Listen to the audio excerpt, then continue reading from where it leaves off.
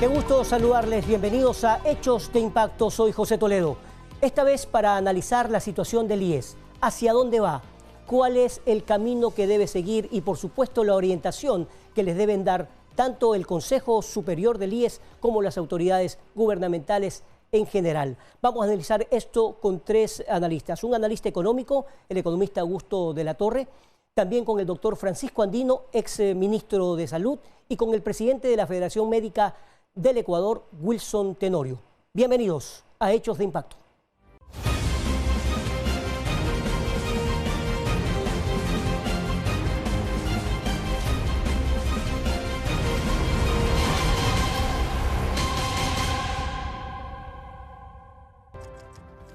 Bien, muchísimas gracias por estar en nuestro set principal, a Wilson Tenorio, presidente de la Federación Médica del Ecuador. Y vía Zoom nos acompaña el doctor Francisco Andino, exministro de Salud, y el economista Augusto de la Torre, analista económico, con quien voy a empezar justamente esta rueda de preguntas. Economista, gracias por estar aquí.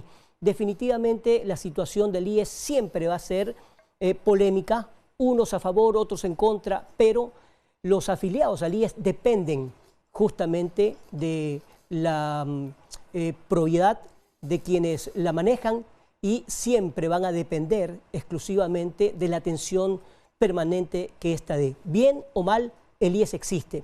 Ahora, ¿hacia dónde va? ¿Cuál es el camino que debe seguir para continuar dando mejoras o retroalimentándose de la cantidad de problemas que vive esta institución? Muchas gracias por esta invitación.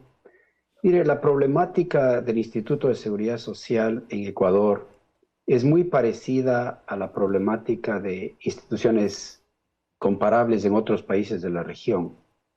Y creo que han habido una gran cantidad de factores que han afectado el funcionamiento normal de esta institución, muchos de los cuales tienen que ver con cosas muy ecuatorianas: la politización de la institución, años de administraciones deficientes, problemas de gobernanza, problemas de relaciones entre el IES y el Ministerio de Economía y Finanzas. Estos problemas se han ido acumulando y están ahora en la superficie generando enormes disatisfacciones, insatisfacciones y desasosiego en la población. Sin embargo, también detrás de todo lo que vemos hay problemas estructurales de fondo que tienen mucho que ver con dos cosas. ¿Cuál es, El cambio demográfico, es decir, la población ecuatoriana ha ido envejeciendo y los que llegamos a la tercera edad de los ecuatorianos vivimos más años. De manera que se necesita más servicios médicos, más pensiones para un mayor número de ecuatorianos y por más años.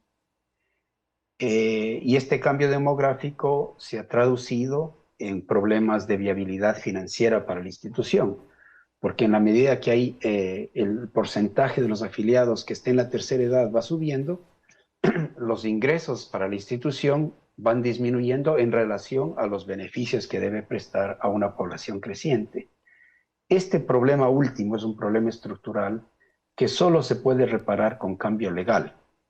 Pero hay una gran cantidad de otros temas que se pueden ir solucionando, mejorando y tratando sin cambio legal. Entonces creo que debemos distinguir estos dos grandes espacios de reformas que el IES necesita. Aquellas que se pueden hacer con mejor administración, una gestión más apropiada por parte del directorio, mejoras de eficiencia administrativas, de transparencia, todo eso se puede hacer sin cambio legal. Es importante una diferencia, economista. Aquí hay que hacer una diferencia. Primero, el trabajo coyuntural, institucional del IES como tal, y por otro lado, la atención a los afiliados en diferentes estamentos, ¿verdad? Entonces, lo primero es la situación global del IES institucional. Es decir, muchos dicen que está quebrado, el dinero no les alcanza, la deuda del Estado al IES es supuestamente impagable. ¿Es eso cierto? ¿Hay formas de llegar a acuerdos? Bueno, dividamos al problema en tres componentes. El primero es el que usted lo denomina, yo lo denominaría el funcionamiento de la institución, la gestión administrativa y operativa de la institución, que incluye el servicio al cliente. Ese es un gran tema. Y ahí hay muchas cosas que se pueden hacer para mejorar el funcionamiento administrativo y operativo del IES y la atención al cliente. Luego tenemos un segundo bloque que son las relaciones entre el IES y el Ministerio de Finanzas. Y ahí tenemos el gran problema de la deuda pendiente que todavía no se ha documentado. Ese es un segundo gran problema. Y el tercer gran problema es el tema que yo le llamo estructural, que tiene que ver con el cambio demográfico y las reglas de juego de la institución, que están en un conflicto entre demografía y viabilidad financiera, y ese tercer problema no se puede reparar a menos que haya un cambio legal. Entonces creo que tenemos que distinguir la discusión y el debate en torno, me parece a mí, a estas tres dimensiones que requieren distintos tipos de atención. Perfecto. Doctor Francisco Andino, gracias por estar aquí. Es indiscutible que el trabajo tiene que ser no solamente del IES como tal, es decir, el Estado por un lado, el gobierno de turno y también las instituciones que conforman el Ministerio de Salud, etcétera. Desde su ámbito y su experiencia durante todos estos años como médico y también como exministro y haber colaborado inclusive también en algunos hospitales públicos. ¿Qué es lo que se debería hacer? El gran cuello de botella siempre se ha dicho que es el Consejo Superior. ¿Es así?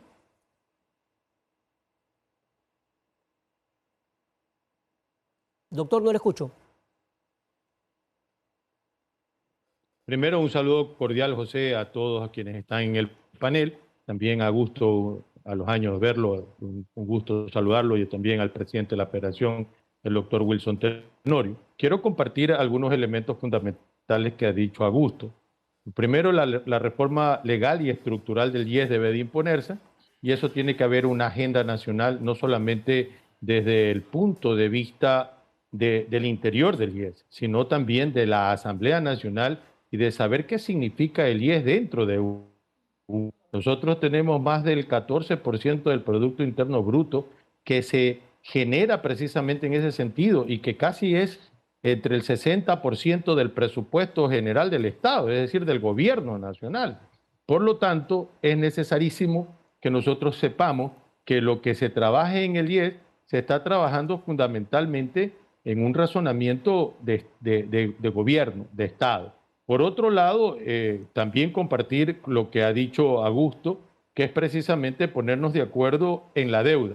Es decir, cuánto tenemos de deuda y a la cual se necesita una auditoría internacional. Y esa auditoría internacional es decir, al gobierno reconoce 8.500 millones de dólares de deuda.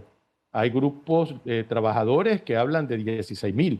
Pero en los últimos encuentros que ha habido, se habla de 24.000 millones de dólares.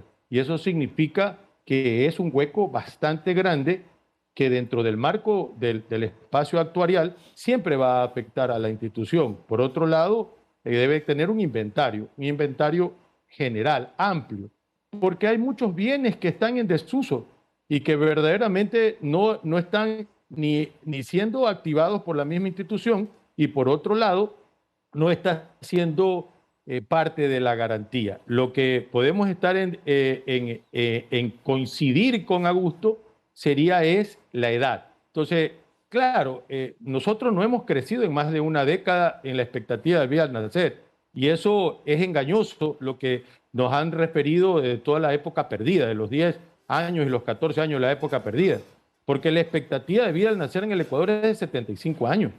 Y cuando la carga médica que lleva el jubilado, ya a los 60 años ya va con hipertensión, con diabetes, con trastornos de articulaciones, con las condiciones en las cuales debemos nosotros tener una reforma que le permita un mejor estándar de vida a la gente para que en esa calidad de vida disfrute del júbilo.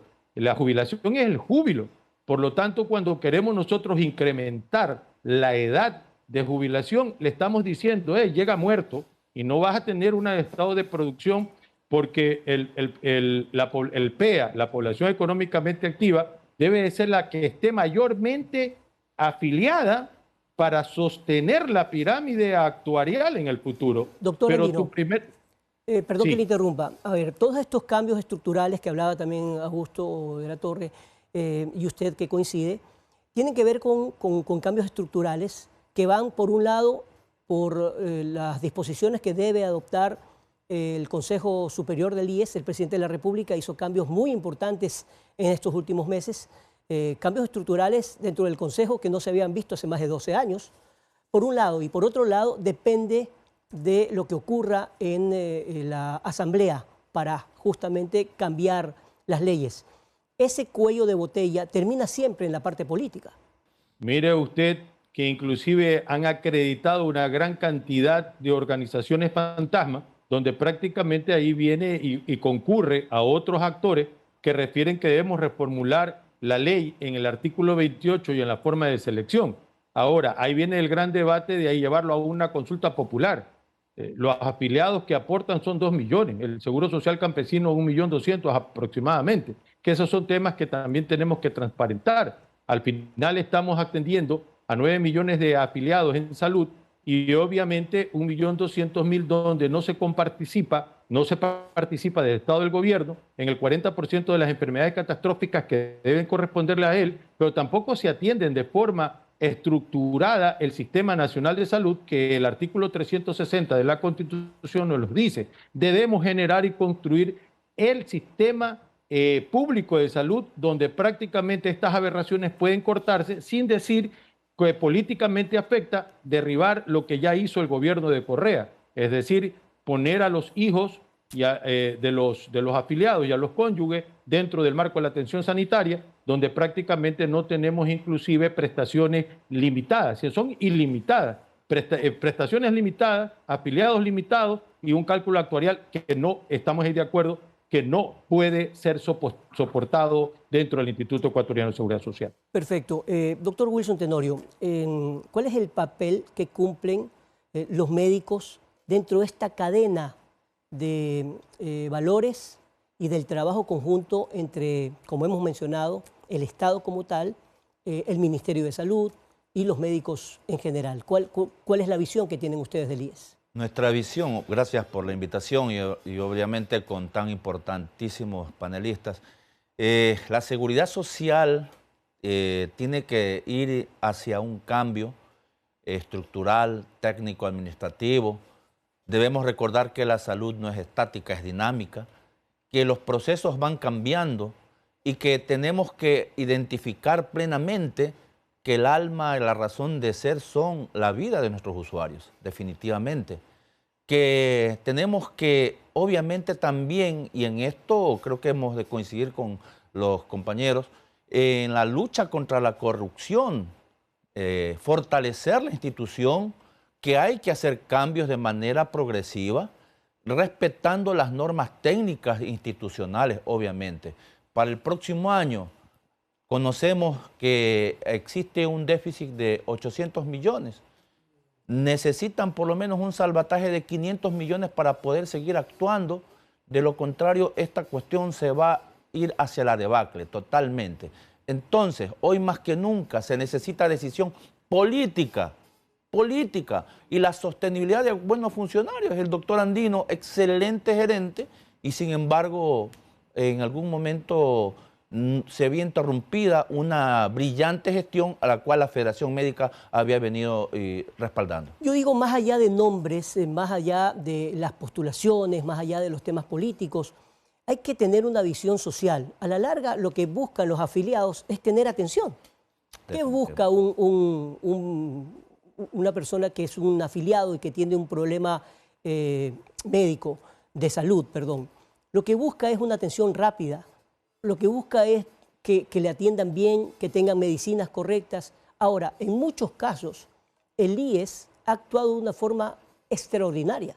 Hay avances enormes que no se reconocen porque efectivamente cuando hay problemas lo que más pasa a la página siempre va a ser lo malo. Sin embargo, sí, hay una preocupación enorme porque la gente que está afiliándose, los nuevos afiliados, dicen, bueno, estamos escuchando que en 5 años va a quebrar el IES. ¿Qué va a pasar no solamente con nuestro dinero, sino con la atención? Entonces hay que hacer un acto de mea culpa y ver si los procesos que estamos implementando son los más correctos. Yo me iría también a que, cuando al inicio lo manifesté, los procesos tienen que ser dinámicos. No puede existir un entrabamiento para poder adquirir medicamentos a la brevedad posible. Tardan en llegar. En todo caso, esperemos que dentro de esa conjunción de esfuerzos, de voluntades, se logre cristalizar estas añejas aspiraciones y que esos patriarcas que estuvieron durante muchísimo tiempo enquistados ya sean reemplazados como corresponde. Perfecto, vamos a la primera pausa comercial y vamos a continuar analizando la situación del IES. ¿Hacia dónde va? ¿Qué se debe hacer para que continúe el servicio y sobre todo mejore cada día? Volvemos.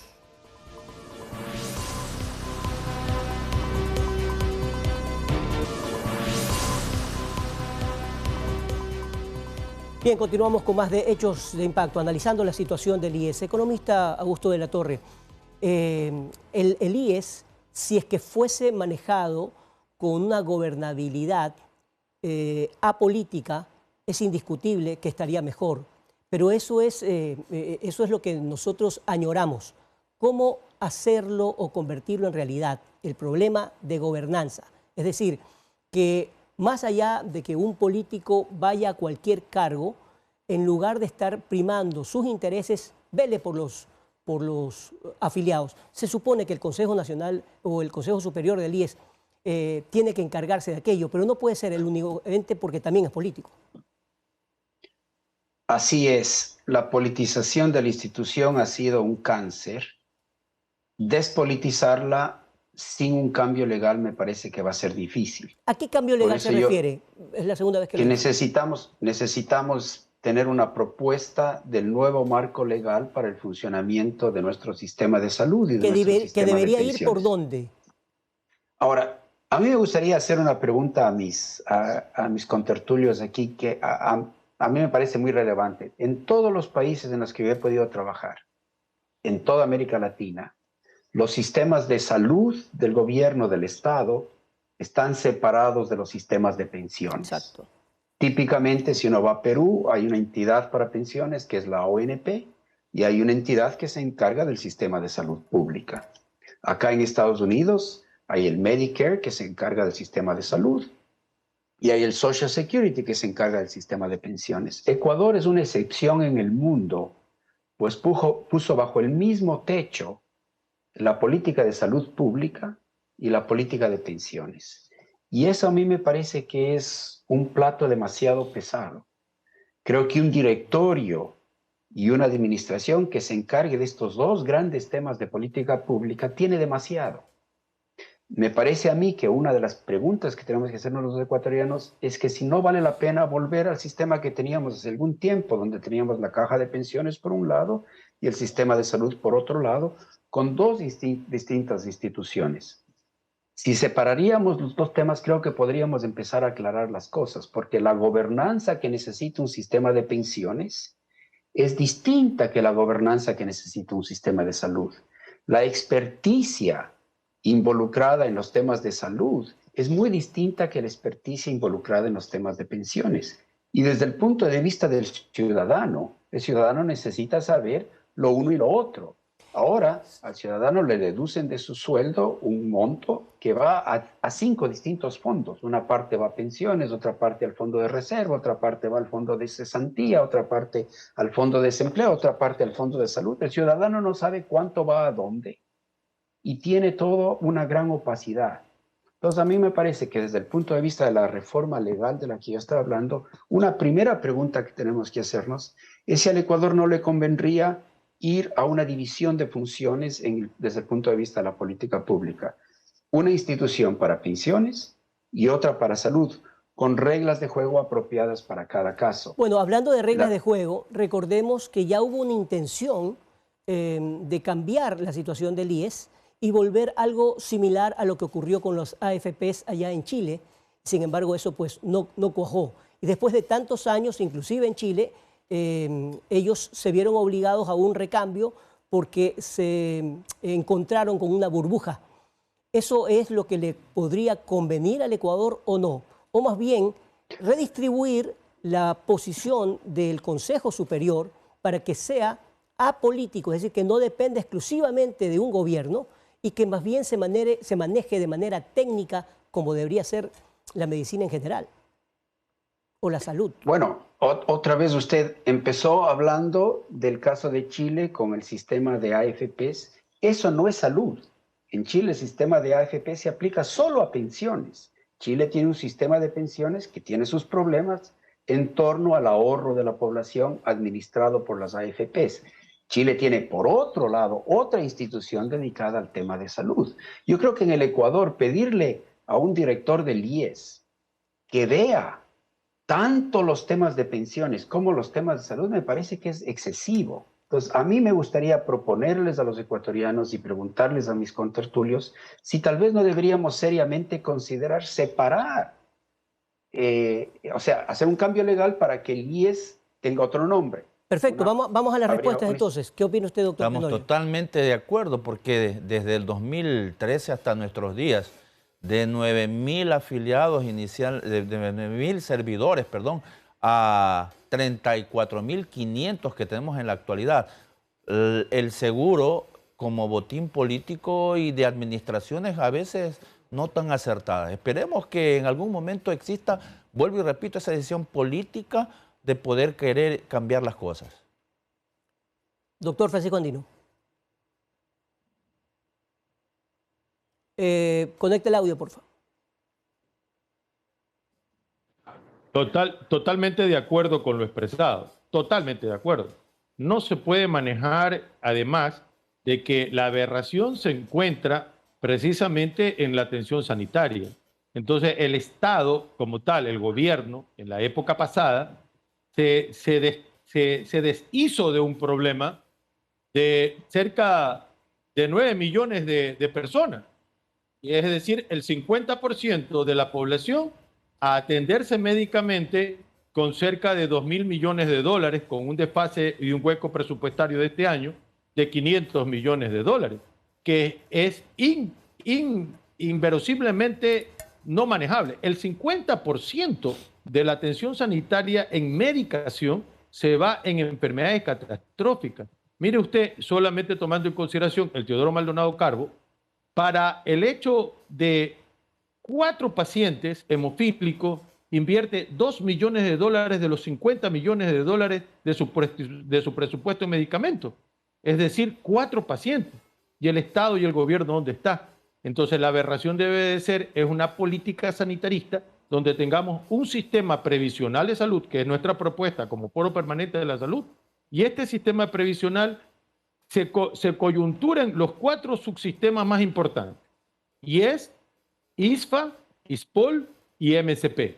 Y todo lo que reciba presupuesto público esté dentro de ese marco. Es más, decimos nosotros que los gobiernos autónomos descentralizados deben ingresar en la política de salud colectiva para evitar enfermos. Entonces este país se convirtió prácticamente en un país enfermo porque atiende enfermedad. Y eso dicen que es salud.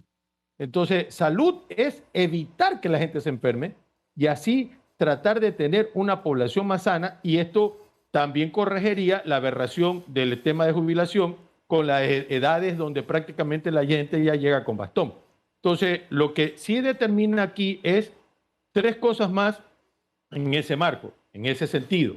Es decir, que tenemos nosotros que descentralizar y desconcentrar administrativa y financieramente a la institución, y no puede ser que la regulación esté en el marco legislativo, inclusive quieran hacer las acciones administrativas desde el marco legislativo de los tres miembros del Consejo Directivo.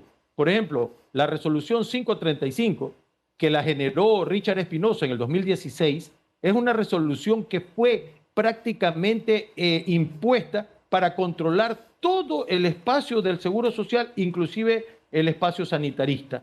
Entonces hay que hacer una auditoría de esto, revisar, homologar resoluciones, actualizar, y una tercera cosa es también innovar, es decir, generar lo que no se puede administrativamente, se lo debe hacer precisamente en el marco de innovaciones tecnológicas que el Seguro Social, desde su AS 400, no ha cambiado absolutamente nada. Ahora, Entonces, quiero ir a hacer una reflexión para los tres invitados, porque es increíble cómo en este país, cuando empezamos una pandemia terrible, como lo vivió la gran parte del mundo, y a todos nos tomó obviamente por sorpresa, nadie sabía qué hacer, la incertidumbre era terrible. Y es verdad, cuando empezó este gobierno, se viró el timón hacia algo realmente extraordinario que ha sido reconocido dentro y fuera del país. Pero ¿cómo se logró aquello? Se logró por una decisión política primero, pero segundo, mis queridos amigos, porque hubo la decisión política de todas las fuerzas políticas de este país de unirse. Como sabían que cualquiera se podía morir, todos tenían que poner de su parte para apoyar una tarea conjunta que en este caso era del gobierno del presidente Guillermo Lasso. Por eso fue que hubo satisfacción y éxito. Por eso tuvo razón en decir que el país realmente se unió. Ahora, la solución para estos problemas de salud debería ser justamente ese, ya rebasar el tema político y pasarlo a la parte técnica y social.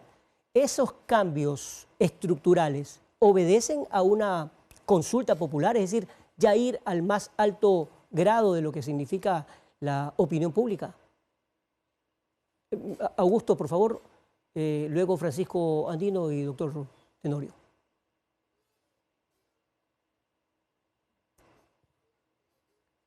Prenda el micrófono, por favor, economista. Sí. A mí me parece que una consulta popular no resolvería el tema de cuál es el marco institucional y legal que queremos tener en el país para salud y para pensiones.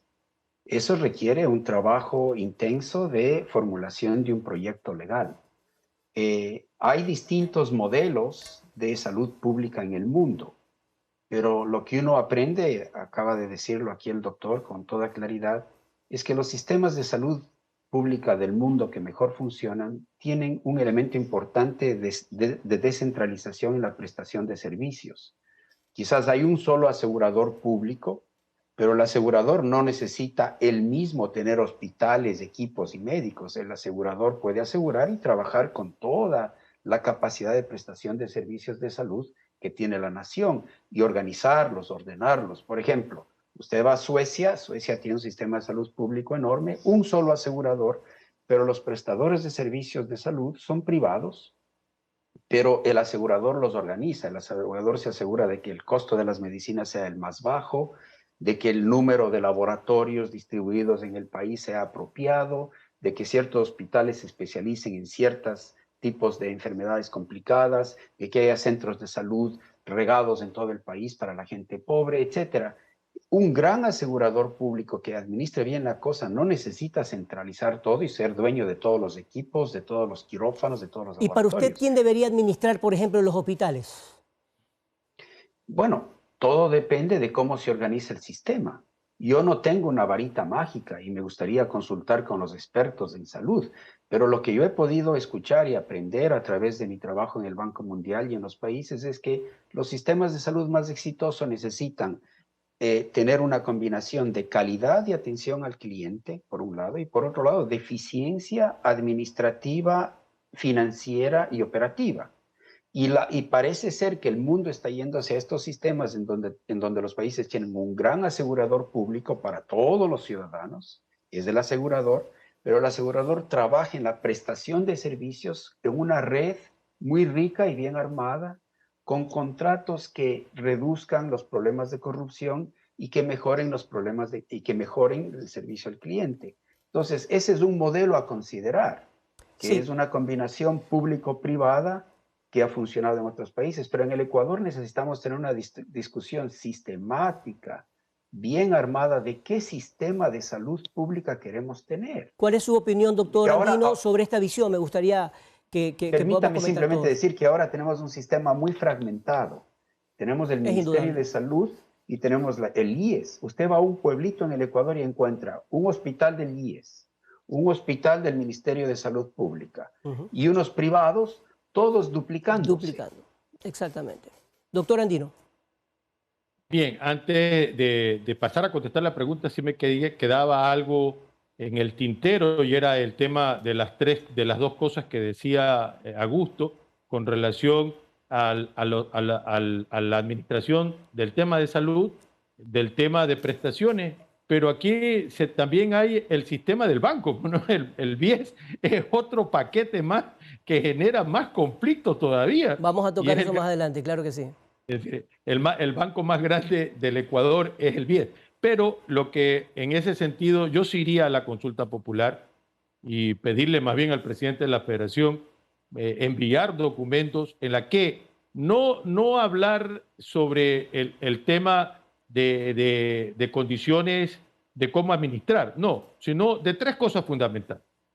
Una, el modelo de sistema de salud, ya se dijo acá, estamos en un sistema segmentado, es uno de los últimos países que tiene un sistema segmentado, donde tenemos decenas de prestadores de servicios, un ente regulador que no regula nada, ni lidera nada. Es decir, el Ministerio de Salud Pública no lidera nada.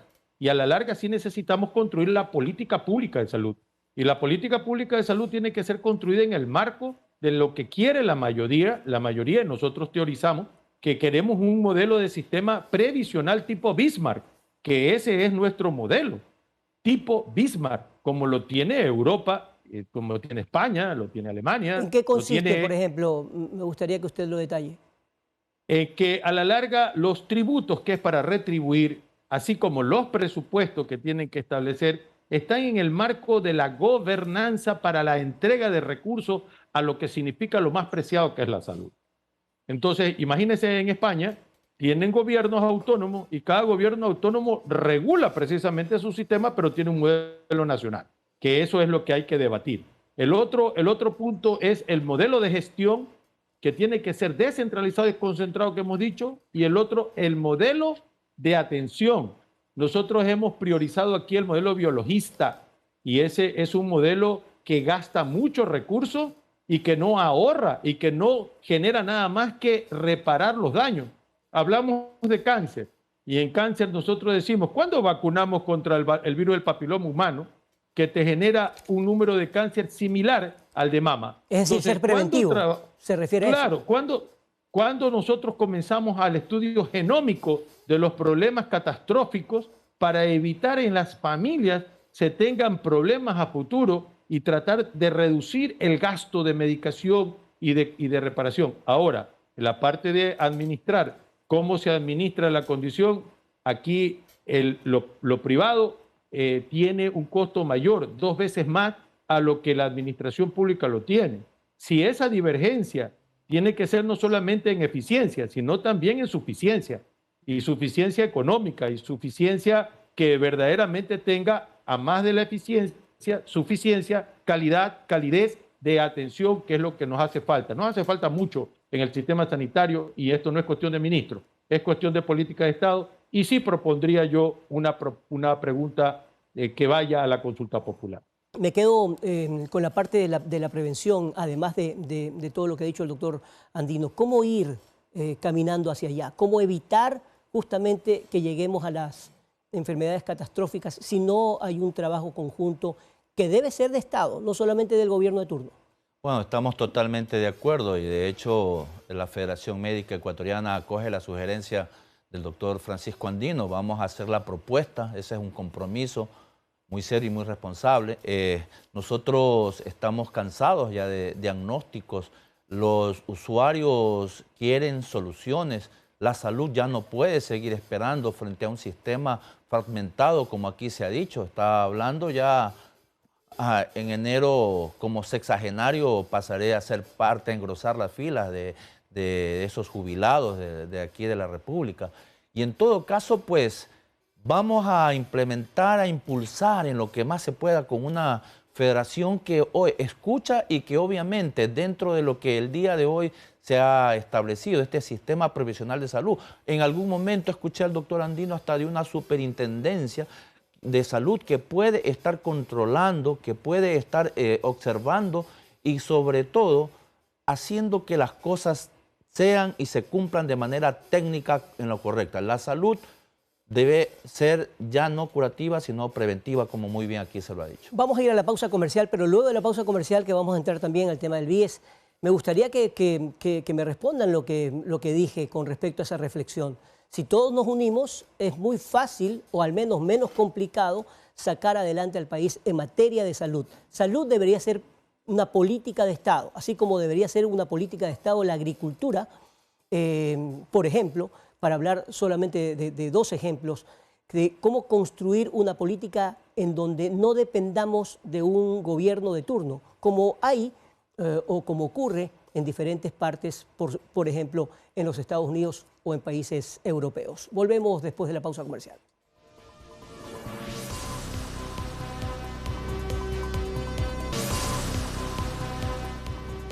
Bien, un resumen breve de lo que hemos hablado en estos dos bloques.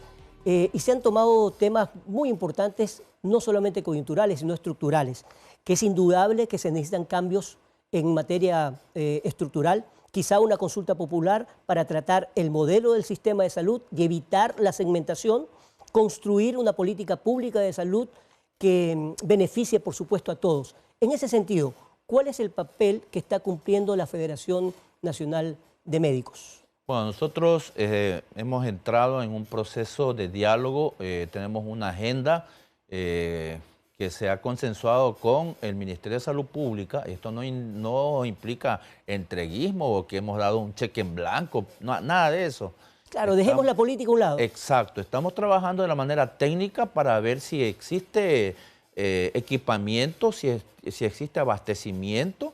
Y en cuanto a talento humano, obviamente también si los perfiles se están cumpliendo dentro de las unidades de los diferentes niveles de atención y la lucha contra la corrupción que no debe cesar en ningún momento.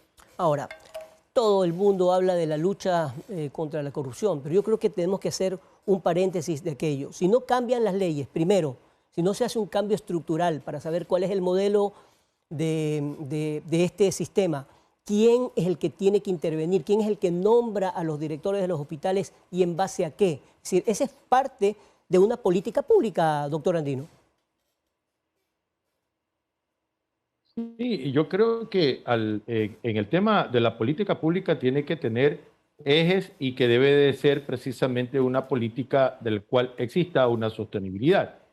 Mire, en la parte epistemológica de la salud, nosotros hasta el 2007 estuvo la reforma. La reforma la construyó el doctor Alfredo Palacio con mucha interés en los años 90. Y en esa reforma venía de forma sostenida y apoyada del Banco Mundial. Y cada ministro venía generando despacito un proceso sostenido a largo aliento. Pero llegó el 2007 y el parte epistemológico salió a hacer la transformación y se cambió todo. Y en el cambio de todo, se derribó todo.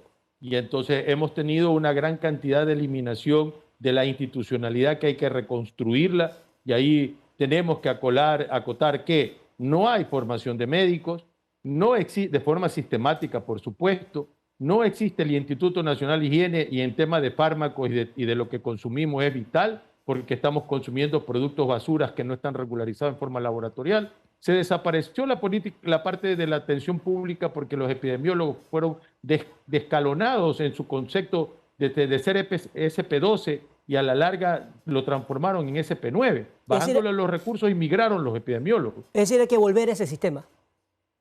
Pero igual, la zoonosis está desaparecida y tenemos la viruela del mono que no está controlada. Y vemos también el servicio de control de malaria que lo eliminaron y eliminaron por último un hospital emblemático como el Hospital Valenzuela. Entonces, queremos nosotros reconstruir todo este espacio, necesitamos estructuras que sean definitorias y al final también tenemos que ver en la territorialidad. Las zonas, los distritos, los circuitos son amenazas y hemos perdido inclusive ese hecho de lo que dicen las determinantes de salud y las determinantes de salud son muy importantes para poder enfrentar la salud en los ecuatorianos. Y al final es un desastre. Tenemos que reparar esto, pero ¿cuándo comenzamos? Y debemos comenzar no solamente desde el Seguro Social, sino desde toda una estructura que verdaderamente le brinde esa necesidad tan ansiada de la población que significa dennos salud, pero no solamente dennos medicamentos, dennos salud en todos los componentes. Ahora, economista Augusto de la Torre, quisiera entrar aquí en este tema que por supuesto es gravísimo si es que vemos la parte económica, pero ¿cuánto ha ayudado a los ecuatorianos el BIES desde que se inició? Ahora, ¿cómo ha sido manejado desde que se inició hasta ahora? Esa es otra cosa. ¿Cómo volverlo eficiente o más eficiente para que la gente o los afiliados sigan confiando en el BIES? Usted me va a disculpar y no sé si están de acuerdo el doctor Andino y el doctor Tenorio, pero a mí me parece que el BIES es una aberración. El BIES como banco es una mala idea.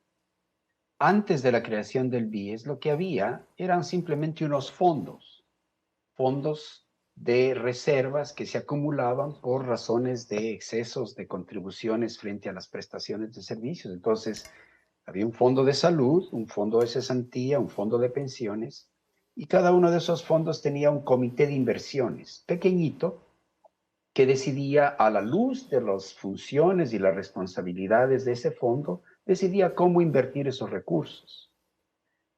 Convertir a eso en un banco fue una mala idea, porque un banco es una cosa completamente distinta. Pero ¿cuántas personas no hubiesen podido tener casa ahora sin el BIES? Porque las instituciones financieras son realmente imposibles para darles una casa con los requisitos que piden.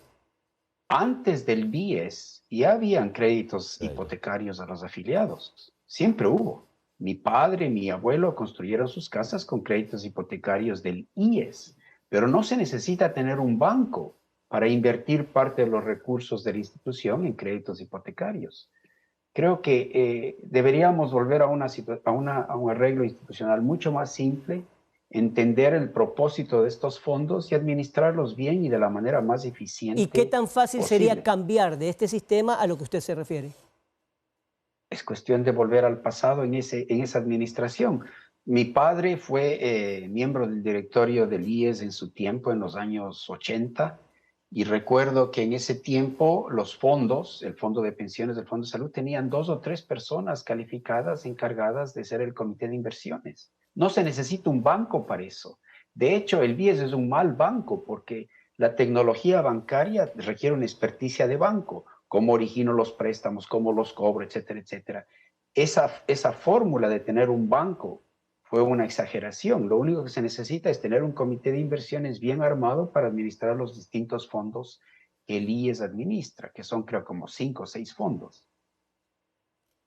¿Cuál es su opinión? Totalmente de acuerdo que dentro de lo que analizábamos, que desde el 2013 con 9.000 servidores hasta junio del presente año a 34.570 servidores, más el BIES que se involucra dentro de este contexto, hay que ir a desburocratizar, a destrabar tanto proceso, valga la redundancia, burocrático que entorpece y que obviamente tenemos que tomar decisiones ágiles, dinámicas, que vayan en servicio de los afiliados, que es el rubro, que son quienes representan el rubro más activo para la seguridad social. Exhortamos a las autoridades para que se logre implementar las medidas correspondientes para ir a ese gran cambio, generar ese cambio, esa expectativa en la cual quiere la gente. Y en eso pues estaremos siempre de acuerdo en que definitivamente hoy más que nunca se tiene un compromiso muy serio y muy responsable con nuestra propia historia. Doctor Andino. Sí, completamente de acuerdo. Yo creo que la mecánica bancaria es otra y obviamente los conceptos de inversión varían y tienen otros espacios de tecnología, tanto en la recuperación de cartera como también en la construcción de inversión. El problema de esto es que los comités de inversiones que existían anteriormente, obviamente tuvieron también en el tiempo condiciones a las cuales tampoco hemos podido auditar qué inversiones tiene el IES, en dónde las tiene, si la tiene en petróleo, si la tiene en electricidad, si la tiene en tierra. El IES tenía muchas propiedades y eso es una de las cosas que tenemos que construir. Es decir, creo que no necesitamos un banco para poder establecer estos acontecimientos, sino más bien tendríamos que fortalecer. Ahora, si vamos a la política bancaria, debería de ser otro estilo de condición bancaria, pero ya se complica mucho más en el ámbito administrativo, de tanto peso que se tiene en todas las prestaciones que tiene la Seguridad Social. Ahora, por supuesto, estas son muy importantes opiniones, pero son opiniones. Creo que estos espacios, y por eso estamos trabajando aquí, nos ayudan a entender un poco, a hablar de este pensamiento crítico, como siempre lo llamo, para discutir estos temas en asamblea, en la academia, gubernamental, etc. Ahora, ¿se está discutiendo en serio lo que está sucediendo con el IES o es que estamos hablando por allí ciertas cosas, pero nadie toma la decisión justamente de estos cambios?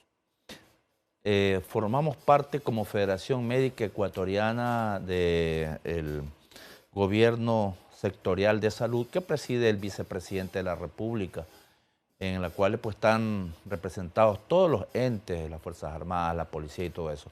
Obviamente que a veces es lo que nosotros queremos siempre dejar sentado, que de reuniones y de diagnósticos ya estamos cansados. Pasen al siguiente nivel. Queremos ya cosas pragmáticas y lo vamos a seguir insistiendo como Federación Médica Ecuatoriana. Vamos a ese gran cambio que fue prometido y para eso, como usted muy bien anota, se necesita la conjunción de ideales, de objetivos, tener un norte hacia dónde queremos ir en la materia de la seguridad social. Bueno, siempre he dicho que la concertación es lo que necesita este país, porque concertación significa que izquierda, derecha, centro, como se llamen, partidos verdes, amarillos o rojos, dejen a un lado esos intereses políticos y hablemos de políticas públicas que dependan de ejes enmarcados en la sociedad y no dependiendo de un presidente o ministro de turno economista. Sí, claro, hay una distinción fundamental. Una cosa es política de gobierno y otra cosa es política de Estado. Exacto. Los gobiernos tienen toda la razón para enmendar las prioridades de su política de gobierno porque para eso fueron elegidos. Pero más allá de cada gobierno de turno, hay ciertas políticas que atraviesan a todos los gobiernos de turno porque son parte de las grandes políticas de Estado. Y creo que el tema de la seguridad social, tanto en el ámbito de pensiones como el tema de salud pública, son políticas de Estado que deberían mantener una continuidad institucional en la gestión, en la transparencia, en la rendición de cuentas, etcétera, bien armada y que no dependan del gobierno de turno, sino que cada gobierno de turno, por así decirlo, tiene que acogerse a esas grandes políticas de Estado y promoverlas. Uno de los problemas fundamentales que tenemos en el Ecuador es que no tenemos políticas de Estado. Tenemos políticas de un gobierno de izquierda, de un gobierno de derecha, que duran 4 años. Justamente porque no hay concertación. Porque no hay concertación. Claro. Entonces, si hubiese concertación, todas las fuerzas se unirían y dirían que estos temas, estos ejes son intocables. Venga quien venga, hay una política pública, social, económica, de agricultura, en turismo, por ejemplo, etcétera. Doctor Andino. Totalmente de acuerdo. Yo creo que al final del camino un país no se cambia en 4 años. Es imposible cambiar. Para proyectar un país necesitamos 20, 25 años, una transformación en la cual debe generarse y construirse desde la base social. Y esta base social debe de decidir precisamente qué es lo que quiere hacer en cada tema de desarrollo, en su educación, en su salud, en su espacio de producción. Por lo tanto, es necesarísimo que existan políticas de Estado que no solamente se complementen en breves condiciones o momentáneas condiciones, sino más bien que sean vigiladas y supervisadas, inclusive en el rol de la ciudadanía, ¿no? Porque si queremos luchar contra la corrupción, tenemos que ciudadanizarlo. El Ministerio de Salud Pública tenía un ente que se llamaba los comités de usuarios, y los comités de usuarios estaban dentro de los centros y los subcentros de salud, dentro de la problemática, dentro de la solución. Ciudadanizar significa transparentar también las acciones de la administración pública. Perfecto, bueno, yo les agradezco a ustedes por haber estado aquí en este programa para discutir sin ambajes sobre lo que está sucediendo en el país con respecto al IES, el cambio de visión y de timón que debería tener y sobre todo despolitizarlo. Solo así considero yo, de una manera franca y directa, que la situación podría cambiar. Si no, estos son solamente enunciados que quedarán archivados y nada más. Muchísimas gracias por su atención, muy amables. Muchas gracias. Muchas gracias.